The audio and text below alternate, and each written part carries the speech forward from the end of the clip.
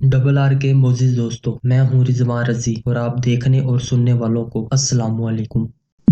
नसू एक औरतनुमा आदमी था। बारीक आवाज, बगैर दाढ़ी और नाजुक अंदाम मर्द। वो अपने ज़ाहरी शक्ल सूरत से फायदा उठाते हुए जनाना हमाम में औरतों का मिजाज करता और उनकी मैल उतारता था। कोई भी इसकी हकीकत से वाकिफ नहीं था। सभी इसको औरत समझते थे। ये तरीका इसके लिए जरिया मुआश भी था और औरतों की जिस्म से लज्जत भी लेता रहा। कई बार वजदान के मलामत करने पर इसने इस काम से तौबा भी किया, लेकिन हमेशा तौबा तोड़ता रहा।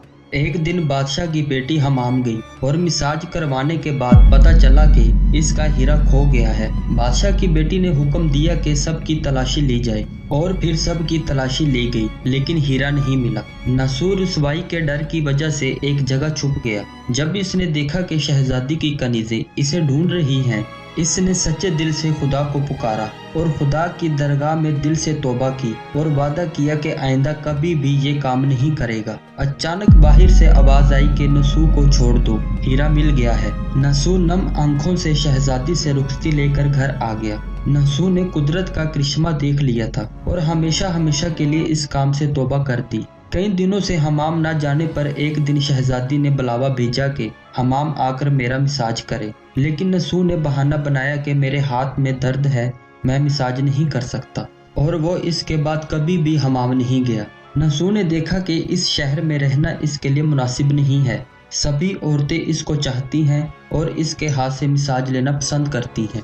जितना भी गलत तरीके से माल कमाया था सब गरीबों में बांट दिया और शहर से निकलकर कई मील दूर एक पहाड़ी पर डेरा डालकर खुदा की इबादत में मशगूल हो गया।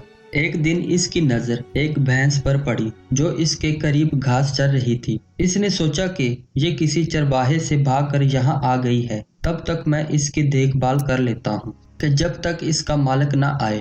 लिहाजा ये इसकी देखभाल करने लगा। कुछ दिन बाद भैंस ने बच्चा दिया और नसू इसका दूध इस्तेमाल करने लगा। कुछ दिन बाद एक तजारती काफिला रास्ता भूलकर इधर आ गया, जो सारे प्यास की शिद्दत से नढाल थे। इन्होंने नसू से पानी मांगा। नसू ने सबको दूध पिलाया और सबको सैराब कर दिया। काफिले वालों ने नसू से शहर जाने का रास्ता पूछा। नसू ने इनको आसान और नजदीकी रास्ता दिखाया। जाने से पहले ताजरों ने नसू को बहुत सारा माल दिया। नसू ने इन पैसों से वहां एक कुआं खुदवा दिया। आहिस्ता आहिस्ता वहां लोग बसने लगे और इमारतें बनने लगी। वहां के लोग नसू को बड़ी इज्जत और एहतराम से देखते थे। रफ्ता रफ्ता नसू की मकबूलियत बादशाह तक पहुंची, वही बादशाह जो उस शहजादी के बाप थे।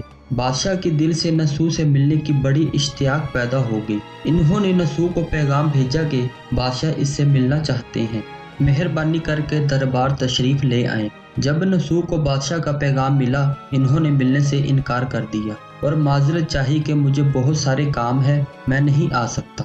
बादशाह को बहुत ताज्जुब हुआ। इन्होंने कहा कि अगर नसू नहीं आ सकते, हम खुद इसके पास जाएंगे। जब बादशाह नसू के इलाके में दाखिल हुए, खुदा की तरफ से मालिक अल मौत का हुक्म हुआ कि बादशाह की रूह कब्ज कर ले। इस जमाने के रस्म रिवाज के मुताबिक और बादशाह को नसू से मिलने की वजह से लोगों ने नसू को तख्त पर बिठाया। नसू ने अपने मुल्क में अदल और इंसाफ का निज़ाम कायम किया और उसी शहजादी से नसू ने शादी कर ली। एक दिन नसू तख्त पर बैठकर लोगों की दास्तानी कर रहे थे। एक शख्स वहां आया और कहने लगा कि कुछ साल पहले मेरी भैंस गुम गई थी। आपकी अदालत में अपनी भैंस का तलबगार हूँ। नसू ने कहा कि तुम्हारी भैंस मेरे पास है। आज जो कुछ मेरे पास है वो तुम्हारी भैंस की वजह से है। नसू ने हुक्म दिया कि इसके सारे माल और दौलत का आधा हिस्सा भैंस के मालिक को दे दिया जाए। वो शख्स खुदा के हुक्म से कहने लगा, ए नसू, जान लो, ना मैं इंसान हूँ और ना ही वो जानवर भैंस है, बल्कि हम दो फरिश्ते हैं, तुम्हारा इम्तिहान लेने के लिए आए थे। ये सारा माल और दौलत तुम्हारे सच्चे दिल से तौबा करने का नतीजा है। ये सब कुछ तुम्हें मुबारक हो। वो दोनों फरिश्ते नजरों से गायब हो गए। इसी वजह से सच्चे दिल से तौबा करने को तौबा नसूह कहते हैं।